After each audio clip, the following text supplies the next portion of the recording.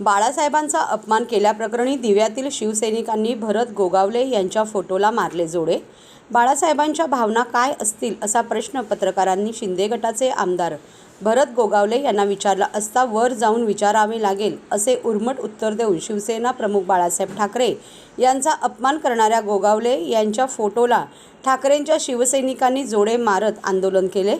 ठाकरेंच्या शिवसेनेचे दिवा शहर प्रमुख सचिन पाटील व दिवा शहर संघटक रोहिदास मुंडे यांच्या नेतृत्वाखाली शिवसैनिकांनी दिवा टर्निंग येथे आमदार भरत गोगावले यांच्या फोटोला काळे फासत जोडे मारो आंदोलन केले।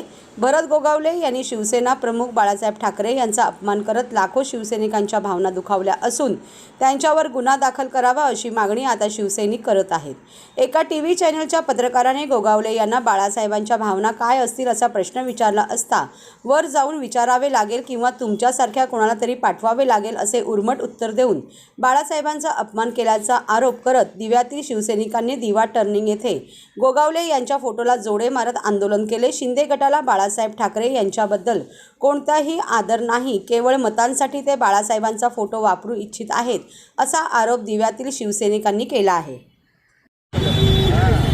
आज शिवसेना उद्धव बाळासाहेब ठाकरे दिवा शहर पक्षातर्फे आज जे आमदार भरत गोगावले यांचा निषेध करण्यात आला।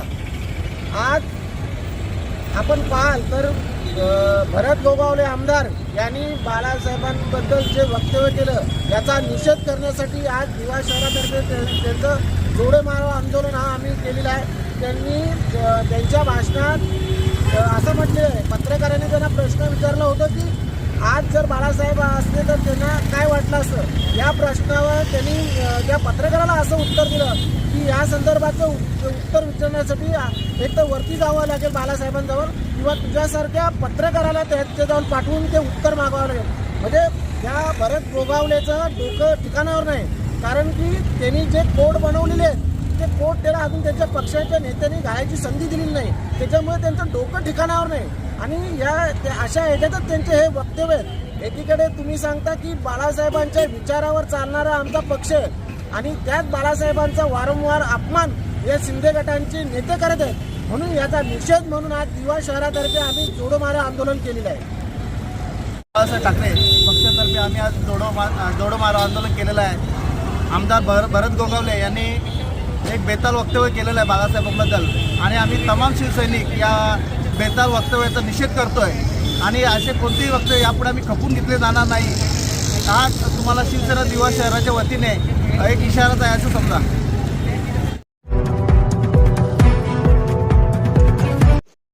ठाणेकर मालमत्ता करदात्यांसाठी करातील व्याज माफी अभय योजना 31 डिसेंबर 2023 पर्यंत मालमत्ता करावरील 100% व्याज माफ, तसेच 1 जानेवारी ते 15 जानेवारी 2024 या कालावधीमध्ये मालमत्ता करावरील 75% व्याज माफ।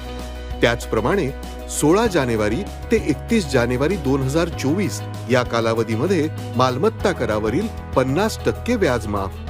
तरी सदर व्याज माफीच्या अभय योजनेचा ठाणेकर करदात्यांनी लाभ घ्यावा।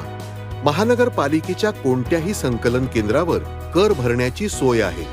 एटीएम, डेबिट, क्रेडिट कार्डद्वारे कर भरण्याची सुविधा उपलब्ध करून देण्यात आली आहे। सोमवार ते शनिवार या दरम्यान सकाळी 10:30 ते सायंकाळी 5 वाजेपर्यंत संकलन केंद्राची वेळ असून करदात्यांच्या सोयीसाठी रविवारी संकलन केंद्र सकाळी 10:30 ते दुपारी 1:30 वाजेपर्यंत सुरू ठेवण्यात येत आहे। यासोबतच ठाणे महानगरपालिकेच्या propertytax.thanecity.gov.in या संकेतस्थळावर ऑनलाईन पद्धतीने मालमत्ता कर भरण्याची सुविधा उपलब्ध करून देण्यात आली आहे। तसेच गुगल पे, फोन पे, पेटीएम आणि भीम ॲपद्वारे आपला कर सुलभतेने जमा करू शकता। ठाणे महापालिका क्षेत्रातील सर्व करदात्यांना विनंती आहे की आपण या व्याज माफी अभय योजनेचा जरूर लाभ घ्या आणि आपला मालमत्ता कर लवकरात लवकर महापालिकेमध्ये जमा करून महापालिकेस सहकार्य करा। धन्यवाद।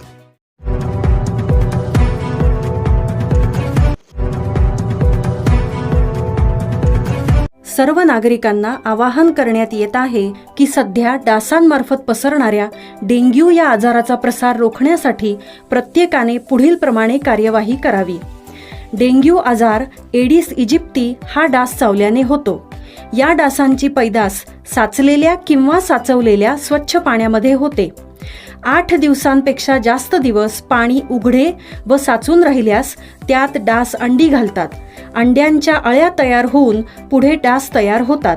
यासाठी आपल्या घरातील पाणीसाठे उदाहरणार्थ बॅरल्स, पिंपे, टाक्या, हौद, रांजणे इत्यादी दर आठवड्याला रिकामे करून घासून पुसून कोरडे करून पुन्हा भरावे. 1 दिवस कोरडा दिवस म्हणून पाळावा. पाणी साठ्यांना घट्ट झाकणे बसवावीत किंवा जुनी साडी, चादर, धोतर यांनी बांधून झाकून ठेवावीत, म्हणजे डास त्यात जाऊन अंडी घालणार नाहीत. घराच्या गच्चीवर, आजूबाजूला, अंगणात कोठेही पाणी साचू देऊ नये. भंगार सामान उघड्यावर टाकू नये. उदाहरणार्थ टायर्स, प्लास्टिक सामान, कुंड्या, टाकाऊ वस्तू इत्यादी. अशा सामानात पावसाचे पाणी साठून त्यात डेंग्यूच्या डासांची पैदास होते. घरातील कूलर्स, फ्रीजच्या पाठीमागील ट्रे हे देखील वेळोवेळी कोरडे करावेत. लक्षात ठेवा, नुसत्या फवारणीने डास घनता कमी होत नाही, तर त्यासाठी डास पैदास ठिकाणे नष्ट करणे ही आपल्या सर्वांची जबाबदारी आहे. कोणताही ताप अंगावर न काढता जवळच्या शासकीय रुग्णालयात मोफत औषधोपचार घ्या. अशा प्रकारे नागरिकांनी सहकार्य केल्यास डेंग्यूचा प्रसार रोखणे सहज शक्य आहे.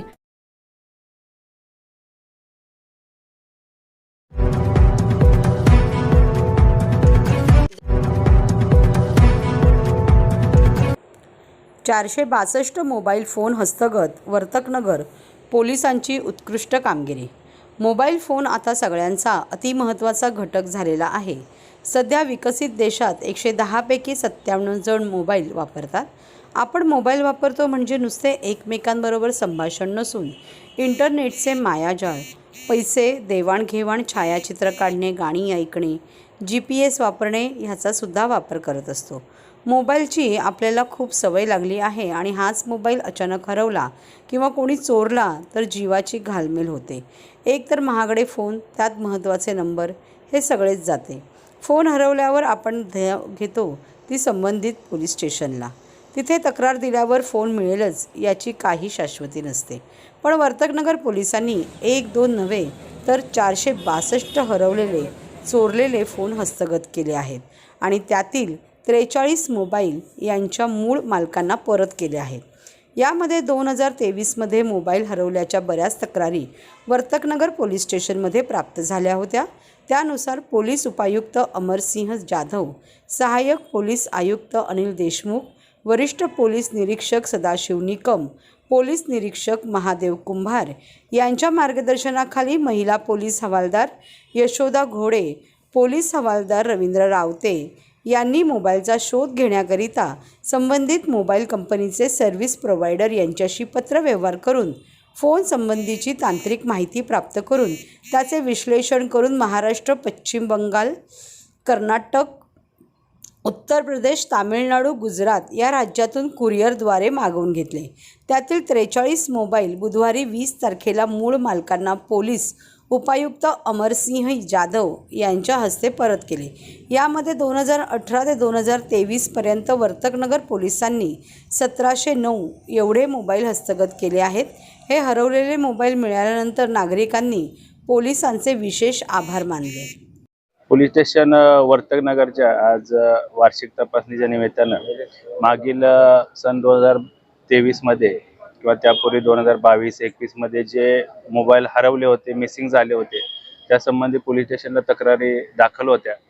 त्या सर्व तक्रारींचं तांत्रिक विश्लेषण आमचे वरिष्ठ पोलीस निरीक्षक श्री निकम, त्याचबरोबर त्यांचे क्राईम PI श्री गायकर आणि महिला पोलीस हवालदार घोडे आणि पोलीस हवालदार रावते यांनी या सर्व तक्रारींचं तांत्रिक विश्लेषण केलं. त्या आधारे आपण जे हरवलेले मोबाईल होते, मिसिंग झालेले मोबाईल होते, ते आपण तांत्रिक विश्लेषणाच्या आधारे जप्त केले.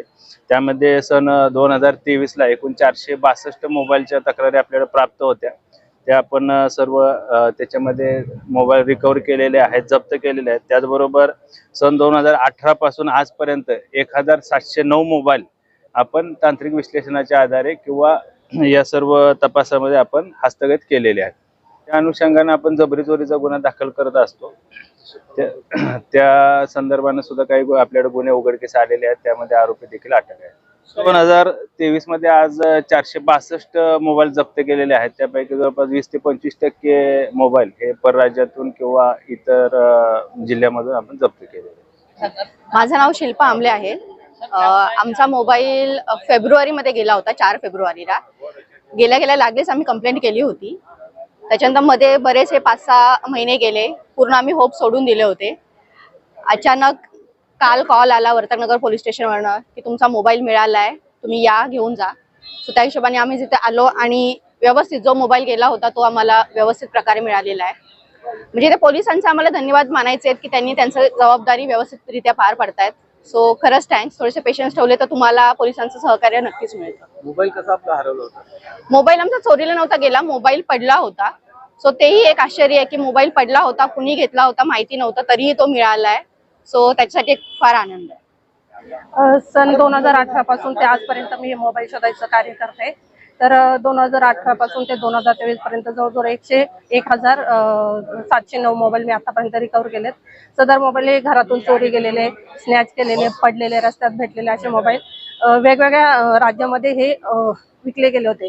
मग मी ते आपल्या तांत्रिक विश्लेषणाच्या आधारे मी तिकडून कुरिअरद्वारे मागवलेले आहेत आणि आज 41 मोबाईल आपण तक्रारदारांना परत दिलेले आहेत.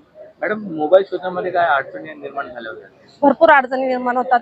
UP, बिहार, झारखंड या ठिकाणी गेलेले मोबाईल तिकडचे ते अशिक्षित असतात, ते द्यायला तयार होत नाही. तरी पण जवळपासच्या पोलीस स्टेशनचा मी कॉन्टॅक्ट नंबर घेऊन सदरचे मोबाईल मी रिकव्हर करत असते.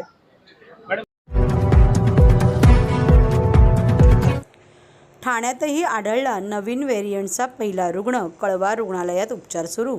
डॉक्टर कैलाश पवार, जिल्हा शल्यचिकित्सक, ठाणे.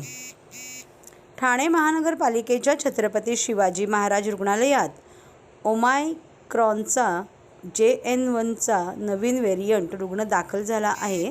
सदरचा रुग्ण 19 वर्षीय तरुणी सून. तिला काल मंगळवारी दुपारी 4:30च्या दरम्यान उपचारासाठी दाखल करण्यात आले होते. दाखल करण्यात आलेल्या तरुणीची प्रकृती सध्या स्थिर असून तिच्यावर उपचार सुरू आहेत. नवीन व्हेरियंट पहिलाच रुग्ण ठाण्यात आढळला असून यामुळे ठाणे महापालिकेची आरोग्य यंत्रणा आता सतर्क झाली आहे. JN1 हा ओमायक्रॉनचा नवीन व्हेरियंट केरळमध्ये आढळला आहे. 300हून अधिक जणांची आठवडाभरात केलेल्या तपासणीनंतर त्यांची टेस्ट पॉझिटिव्ह आली आहे. मुंबईत या व्हेरियंटचे 13 रुग्ण असून राज्यात हा आकडा 24वर गेला आहे. ठाण्यातही या व्हेरियंटचा रुग्ण आढळल्याने आरोग्य यंत्रणा चांगलीच कामाला लागली आहे. ठाण्यात सध्या एकच रुग्ण आढळला असून पुन्हा एकदा ठाण्यात तपासणीला वेग येण्याची शक्यता आहे. जो मिळाला आहे तो कोविड पॉझिटिव्ह आहे. आता ते NIVला ते सॅम्पलिंगसाठी पाठवतील. त्याच्यानंतर त्याचा कुठला प्रकारचा व्हायरस आहे ते आपल्याला कळेल. सांगितलं की पहिल्यांदा कोरोना हा पॅन्डेमिक होता, आता एंडेमिक आहे. कोरोना आपल्यासोबत राहणार आहे. ज्यावेळी कोरोनाच्या लाटा आल्या आपण हेच सांगितलं होतं की आपल्याला कोरोनासोबत राहायचं शिकायला पाहिजे आणि आपण ते शिकलो आहे. आपल्याकडे कोरोनाबद्दल इत्थंभूत माहिती आहे. मेडिसिनबद्दल, त्याच्या ट्रीटमेंटबद्दल, त्याची औषधं आपल्याकडे अवेलेबल आहे, त्याच्या मॉडर्निटी माहीत आहे. तर काळजी करण्यासारखं नाही. असं रॅन्डम आपण टेस्ट केले तर काही लोक पॉझिटिव्ह येतीलही, परंतु आपण काही पेशंट जे रिस्की आहे, जे ऑपरेशनला येतात किंवा बाकी डिलिव्हरी वगैरेला आपण त्या लोकांचे टेस्ट करतो, त्याच्यातनं काही लोक पॉझिटिव्ह येतात. तर काळजी करण्यासारखं नाही. परंतु जे कोमॉर्बिड लोक आहेत, ओल्ड एज आहे, ज्याला डायबिटीज, हायपरटेन्शन आहे, कॅन्सर आहे किंवा इम्युनोकॉम्प्रोमाइज्ड लोक आहेत, त्यांनी काळजी घेणं गरजेचं आहे. आणि लोकांनी न घाबरता सजग राहणं खूप गरजेचं आहे. फॉर एक्झाम्पल आपले जे कोरोनाचे नियम आपण पाळले, सोशल डिस्टन्सिंग असेल, मास्क वापरणं असेल, सॅनिटायझरचा वापर करणं असेल, हे करायला पाहिजे, रुटीनली करायला पाहिजे. हे जर आपण केलं तर कोरोनाच काय बाकीचे कुठल्याही आजारापासून आपण स्वतःला प्रोटेक्ट करू शकतो एवढं नक्की आहे. परंतु ह्या ज्या केसेस नवीन येत आहेत की नवीन अफवा उठत आहेत, इकडे एवढे पॉझिटिव्ह, तेवढे पॉझिटिव्ह, थोड्याफार प्रमाणात कोरोनाच्या केसेस आपल्याकडे पॉझिटिव्ह येणारच आहे. आणि आपल्याला काळजी करण्यासारखं नाही. आपण त्यासाठी टोटली सज्ज आहोत.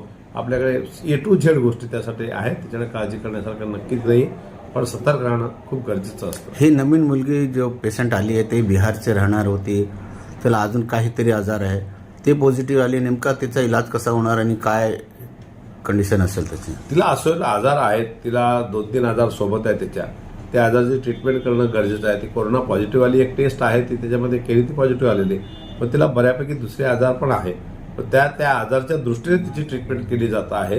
तर कोरोना सायमल्टेनियस ट्रीट केला जातोच आहे, त्याचा काही प्रश्न येत नाही, पण असं आजाराचं ट्रीटमेंट केली जात आहे. आणि मग पुढे आपण NIVला ते सॅम्पल्स पाठवतील महानगरपालिका, त्याच्यानंतर रिपोर्ट काय येतो त्याच्यानंतर पुढच्या गोष्टी आपण ठरवता येतील.